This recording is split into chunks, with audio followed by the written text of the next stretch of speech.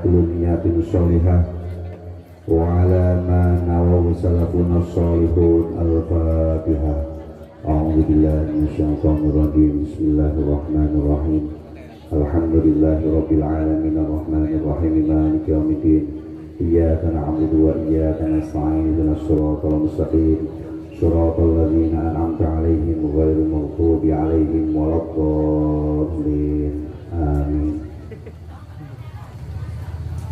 Alhamdulillahi rabbil alamin.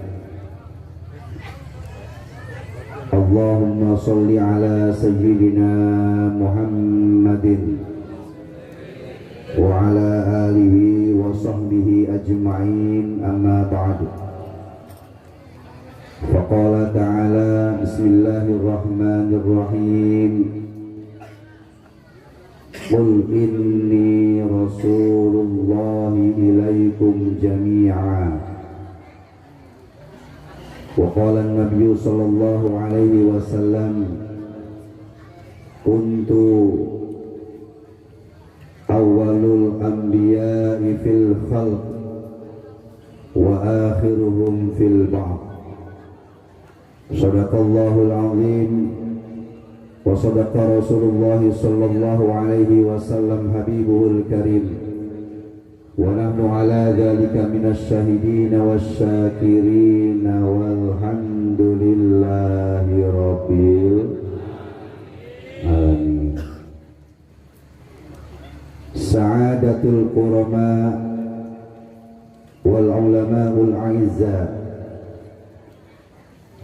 yang sama-sama kita muliakan guru kita Al-Mukarram Kiai Haji Hidayatullah SPDI, guru kita DRS Kiai Haji Muhammad Yusuf Sugandi, atau yang lebih terkenal dengan Ki Abrak. Kita doakan mudah-mudahan guru-guru kita senantiasa dimuliakan Allah Subhanahu wa ta'ala, disehatkan badannya, diberkahkan hidupnya, dunia dan akhirahnya. Amin ya rabbal alamin.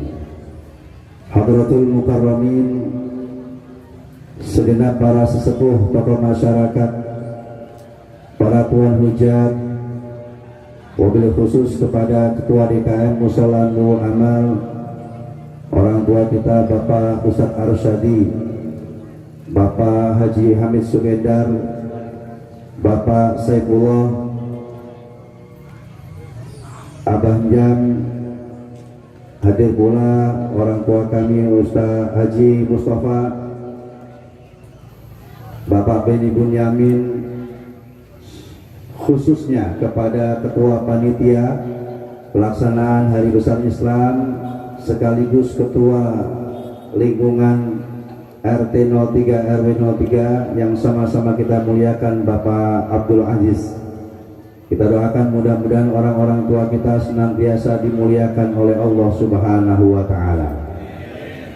Segenap para tamu undangan dari berbagai majlis mushola dan masjid, para imam, para asatid, para ustadzat, yang mohon maaf tidak bisa dirangkai satu persatu namanya, tapi tidak mengurangi rasa hormat ta'zim saya.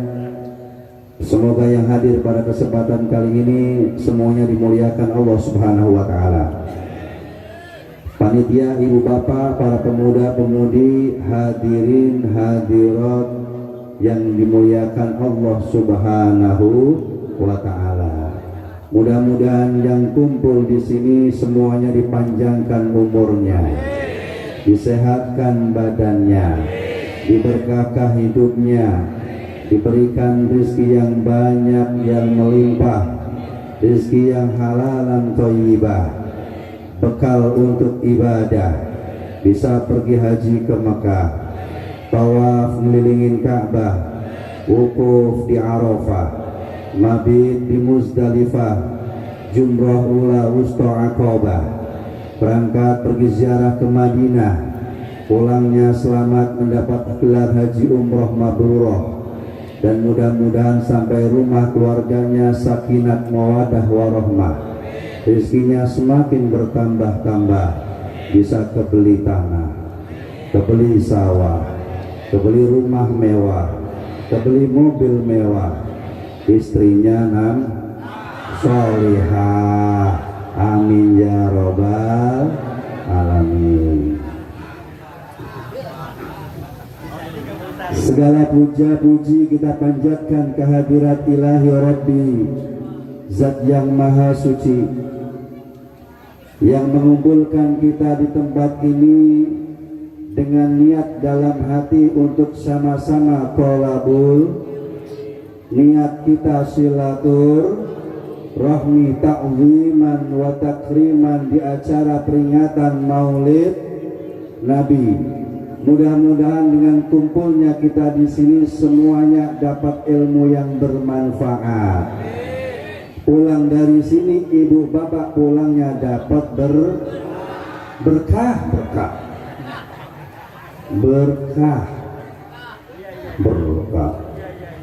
Ibu bapak pulang dapat berkah, saya pulang dapat amal. Amplop. Mau panitia aja yang ngomong. Amal. Lagian saya mah kagak doyan amplop. Ibu bapak pulang bawa berkah, saya pulang dapat amal, kiai pulang dapat doa. Duit, ya Allah. Ini kok otaknya amplop duit. Saya udah sepakatan sama Kiai Abrak, Kiai Ustadz. Ini Bu, Kiai Ustadz itu kalau diundang ceramah ngarepin amplop, ngarepin duit, dosa. Betul? Saya tegesin lagi, ada Ustadz, ada Kiai diundang ceramah ngarepin amplop, ngarepin duit, tapi sebaliknya kalau ada panitia ngundang ceramah, kiai ngundang ceramah, ustadz nggak diamplopin lebih. Yang ngomong panitia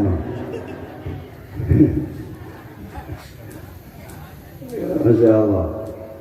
Ya, mudah-mudahan kita semua diberkahi oleh Allah Subhanahu wa Ta'ala. Shalawat salam semoga tetap tercurah melimpah kepada baginda alam, manusia pilihan, manusia mulia yang kemuliaannya dimuliakan oleh Zat yang maha mulia, manusia agung yang keagungannya diagungkan oleh Zat yang maha agung, manusia luhur yang keluhurannya diluhurkan oleh Zat yang maha luhur. Siapakah ia? Ia adalah pecinta anak-anak yatim, penyayang fakir dan miskin, Imamul Anbiya wal Mursalin, Sayyidul Awwalin wal Akhirin, Sayyidukum wa Sayyiduna Muhammadin, Sayyiduna Muhammadin wa ala alihi wa sahbihi ajma'in. Salawat salam mari sama-sama kita sampaikan kepada hadratul Rasul sallallahu alaihi wasallam. Allahumma shalli wa sallim wa barik alaihi. Ya Habibi ya Muhammad ya Nabi, salam alaika ya Rasul, alaika ya Habib, salam alaika, salam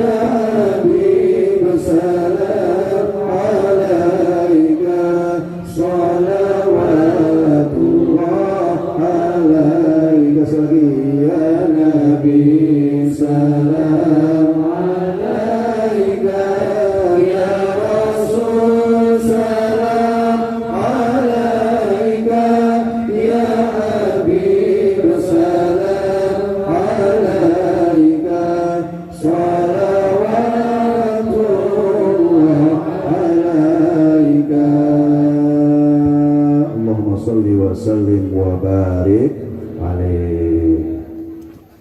Hadirin sekalian, saat ini kita di sini senang sesenang-senangnya. Betul?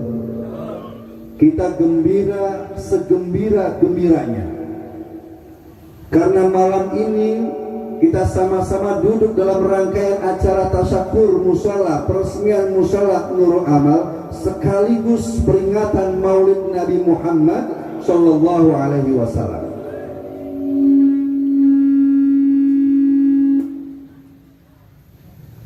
Acara ini bisa kita sebut maulid, bisa kita sebut maulud. Kalau kita sebut maulid, maka yang kita rayakan, yang kita agungkan, yang kita syiarkan adalah hari kelahirannya. Kalau kita sebut maulud, maka yang kita rayakan, yang kita agungkan, yang kita syiarkan adalah orang yang dilahirkannya. Jelas? Jelas? Artinya apa? Maulud boleh, maulid juga, yang penting ada bongsangnya. Nah, setuju? Setuju? Iya. Sebagaimana yang dikatakan oleh Syekh Jalaluddin Asyuti, syarat maulid ada 4. Syarat maulid ada 4. Kata beliau, yuqra'u fi ma tayassara minal Qur'an wa yuqra'u fi qissatu Rasulillah sallallahu alaihi wasallam wal mau'izatul hasanah wa isti'dadut ta'am. Dengar nggak Pak? Kedengaran nggak? Apaan? Hah? Kedengaran nggak? Apaan? Syarat maulid Nabi ada 4. Yang pertama, dibacakan sedikit ayat Al-Quran. Yang kedua, dibacakan riwayat perjalanan kisah sang Rasul. Yang ketiga, adanya mau'izatul hasanah. Yang keempat, disiapkannya makanan. Alhamdulillah. Nah, tadi acara ini Pak, pertama Al-Qur'annya sudah dibaca, betul? Betul? Baca rawinya juga sudah, betul? Mau'idhahnya tadi Pak Ate juga sudah.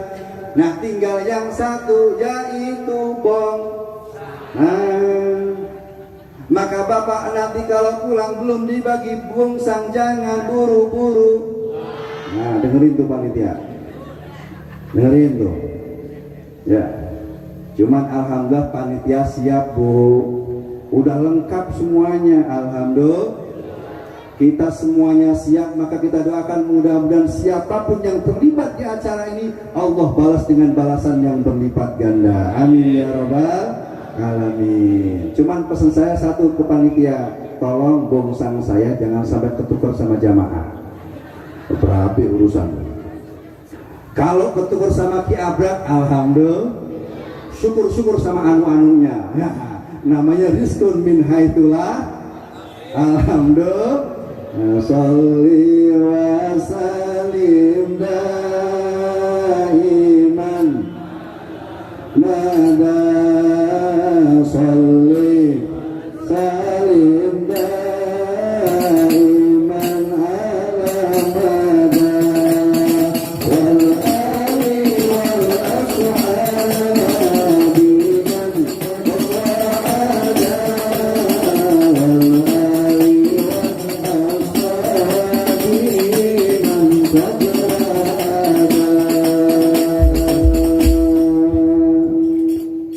Hadirin jamaah yang dimuliakan Allah Subhanahu wa taala. Ketika kita bicara tentang maulud, maka mau tidak mau kita harus berbicara tentang Nabi. Betul? Ketika kita bicara tentang Nabi, maka mau tidak mau kita harus berbicara tentang ajaran-ajaran Nabi, berbicara tentang akhlak Nabi. Akhlak Nabi terbagi menjadi 3 hadirin. Yang pertama akhlakul hasanah. Yang kedua akhlakul azimah. Yang ketiga akhlakul Qur'aniyah. Tentu tiga-tiganya tidak akan kita bahas tuntas di sini karena sangat tahu bahwa waktunya sangat terbatas. Ini kiai ada 3, sekarang jam 10. Kalau tiga-tiganya per orang 1 jam, selesai setengah 1, sanggup? Setengah 1 sanggup? Jam 2 sanggup? Jam 3? Ngapain? Saya mau balik. Ya. Kita bahas satu aja. Akhlak satu yang pertama adalah akhlakul hasanah. Rasul memiliki akhlak hasanah. Allah Subhanahu wa taala berfirman, Bismillahirrahmanirrahim. Laqad kana lakum fi Rasulillahi uswatun hasanah. Sungguh ada pada diri seorang Rasul suri tauladan yang baik. Maka kita di sini sebagai umatnya mau gak mau harus mencontohnya. Yang jadi pedagang contohlah nah. Bantuin. Yang jadi pedagang contohlah nah. Yang jadi pembeli contohlah nah. Jadi pejabat contohlah nah. Jadi orang biasa contohlah nah. Jadi TNI contohlah nah. Jadi polisi contohlah nah. Jadi ustadz kiai contohlah nah. Jadi siapapun, jadi apapun contohlah nah. Alhamdulillah. Betul nggak Pak? Betul nggak? Sebab Nabi uswatun hasanah. Kenapa kita harus nyontoh Nabi Pak? Alasan yang kedua karena Nabi manusia, kita manusia. Nabi manusia, kita manusia. Manusia hanya cocok kalau yang dicontoh manusia.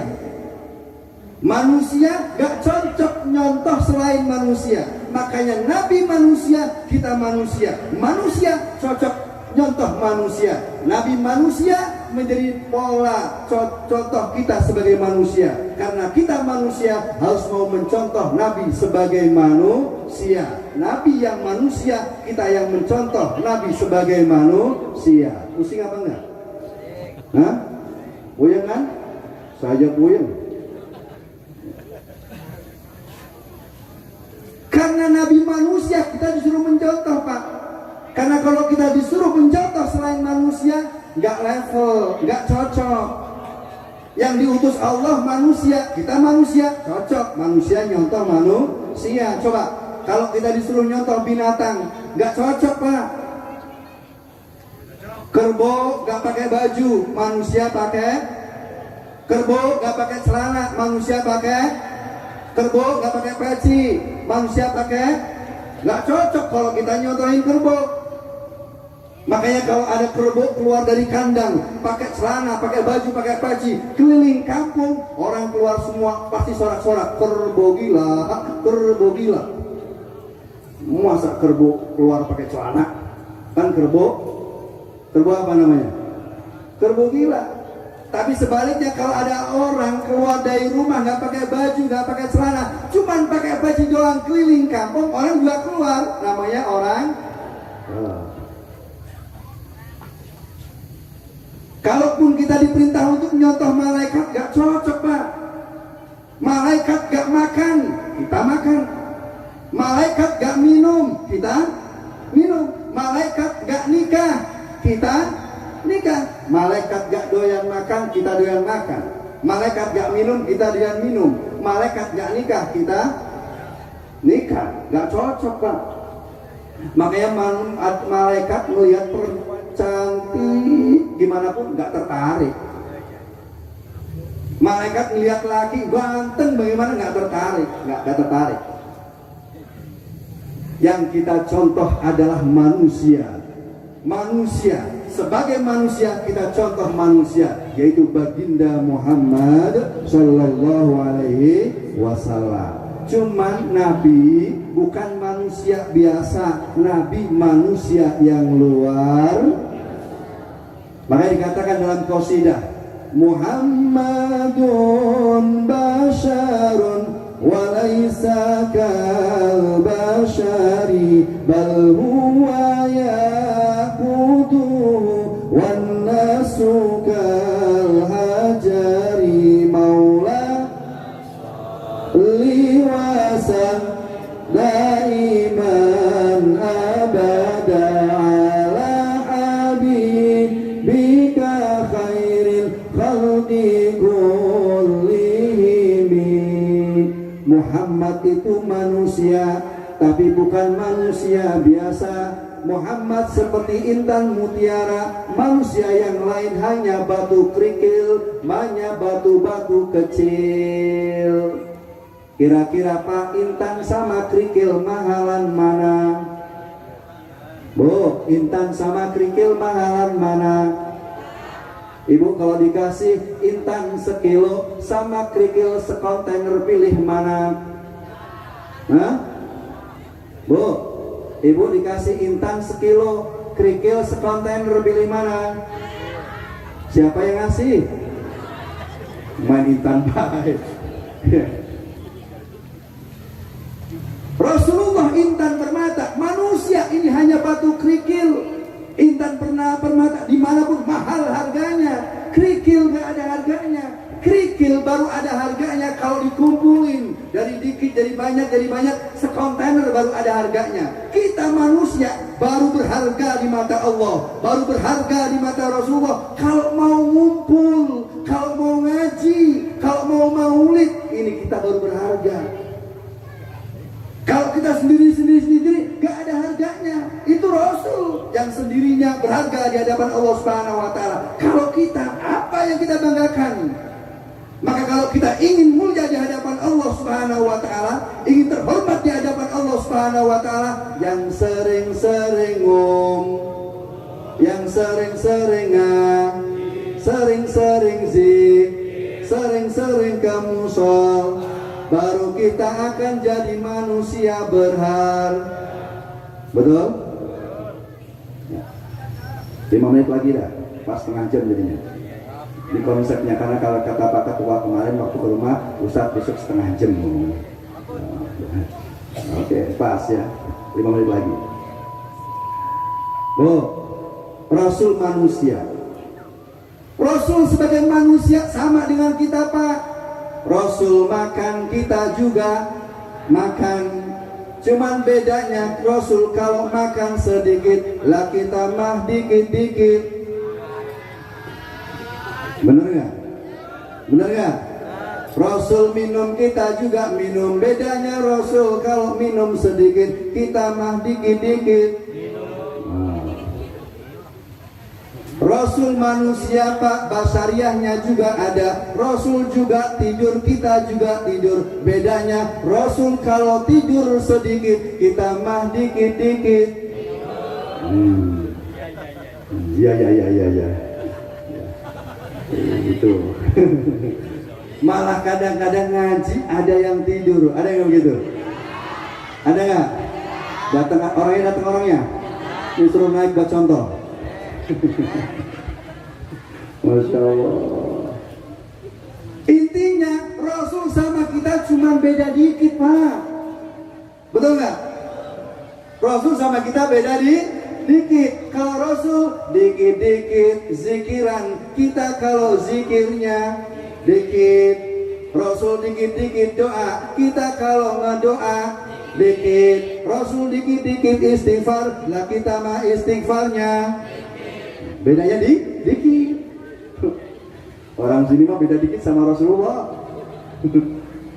Ya, beda, walaupun sama-sama manusia beda. Pak, Rasul juga ngeludah manusia, kita juga ngeludah. Cuman ludahnya Rasul beda sama ludah kita Pak. Ludah Rasul obat, ludah kita tuh. Masih ingat gak cerita ketika Rasul hijrah dengan Abu Bakar, hijrah ke Madinah? Ketika sampai di depan mulut gua Sur, Rasul capek, lelah karena dikejar-kejar oleh kaum Quraisy. Kemudian Rasul berkata kepada Abu Bakar, "Ya Abu Bakar, mari kita istirahat sebentar. Kita duduk di dalam gua agar kita gak ketahuan." Lalu Abu Bakar bilang, "Ya Rasulullah, sebelum masuk biar saya dulu yang ke dalam. Saya akan rapikan, jangan-jangan di dalam masih penuh dengan binatang-binatang atau ada lubang-lubang yang menjadi sumber binatang akan mengganggu kita istirahat. Biar saya bersihin ya Rasul." Abu Bakar masuk duluan, dibersihinlah itu gua. Setelah bersih, kemudian Abu Bakar bilang ke Rasul, "Ya Rasul, di dalam udah steril, yuk kita masuk." Itu akhlak santri begitu. Kalau sama kiai begitu, kiai ngajak ziarah mau ke WC, santri, "Pak Kiai jangan masuk dulu, biar saya periksa di dalam ini ada apanya dulu. Kalau ada peninggalan orang mau saya habisin dulu." Nah itu santri begitu. Ini mah diajak ziarah santri nyelonong duluin kiai. Di dalam ada bekas orang, ditambahin sama dia. Tuh lihat Abu Bakar, dibersihin dulu sama Abu Bakar. Setelah beres, baru kemudian Rasul sudah beres di dalam, ayo kita masuk. Sampai di dalam Abu Bakar dan Rasul duduk. Rasul terlalu letih, terlalu capek, sampai kemudian tertidur di pahanya Abu Bakar radhiyallahu anhu. Sahabat yang mulia, yang pahanya pernah ditiduri menjadi bantal manusia termulia Sayyidina Muhammad SAW, itu pahanya Abu Bakar. Ada dua paha sahabat yang pernah menjadi bantal Rasulullah. Yang pertama Abu Bakar, yang kedua adalah Ali bin Abi Thalib. Tapi untuk Ali bin Abi Thalib gak diceritain di sini, tar kalau diundang lagi. Nih Abu Bakar dulu. Rasul tanpa sengaja lelah, Rasul ketiduran di pahanya Abu Bakar. Abu Bakar senang lihat Rasul tertidur, tapi ketika Abu Bakar sudah mulai mengantuk, mau memejamkan mata, tiba-tiba melihat ada lubang yang dia lupa belum ditutupi. Ternyata di lubang itu keluar ular, Pak. Ular keluar. Abu Bakar melihat ular keluar, beliau bingung. Kalau saya bergerak, Rasul nanti akan terbangun. Beliau nggak mau mengganggu tidurnya Rasul. Maka dengan akhlak mulianya ditutup dengan pelan-pelan dengan tangannya, Pak. Ular mau keluar, ditutupin, matok, Pak. Dipatok Abu Bakar, cus. 2 kali, cus, 3 kali, 4 kali, sampai kemudian Abu Bakar biru tangannya, biru mukanya, berkeringat. Yang matok ular, Pak. Ular Arab, gede hitam. Ular Arab, gede hitam. Ular Arab, gede. Ular Mekarwangi aja gede-gede, apalagi ularnya ular Arab. Abu Bakar saking gak kuatnya, Abu Bakar kemudian tak tahan lagi, meneteskan air mata, nahan, Pak, gak kuat, dipatok terus sama ular. Akhirnya dia nangis sampai gak sengaja air mata Abu Bakar mengenai pipi baginda Nabi Muhammad SAW. Rasul kaget terbangun, lalu berkata kepada Abu Bakar, "Ya Abu Bakar, kenapa kamu menangis? Apa kamu menyesal menjadi teman saya pergi ke Madinah hijrah?" "Enggak ya Rasul." "Lalu kenapa kamu menangis? Apa kamu masih teringat dengan hartamu, dengan saudaramu yang kau tinggalkan di Makkah, lalu kamu menyesal dengan saya?" "Enggak ya Rasul." "Lalu kenapa kamu nangis?" "Oh ini dipatok ular." Lalu kemudian tangannya Abu Bakar diambil sama Rasul, Pak. Tangan ini dipanggil sama Rasul, udah biru, Pak. Rasul bilang Bismillahirrahmanirrahim, diludahin, Pak, langsung kembali seperti semula. Itu ludahnya Nabi. Lalu ludah kita, Pak, bisa begitu? Ada orang ya dipatok ular, datang ke Bapak, "Ini saya ludahin, kira-kira sembuh apa mikin?" Hah? Mikin parah? Ya. Beda jadi ya. Beda. Rasul meludah dengan kita juga ludah, beda, Pak, ludahnya. Darah Rasul dengan darah kita juga beda. Rasul juga berdarah, Pak. Waktu Rasul udah di dalam itu, Pak. Jadi kalau Rasul itu bukan kayak yang kita bayangin, waktunya berdarah.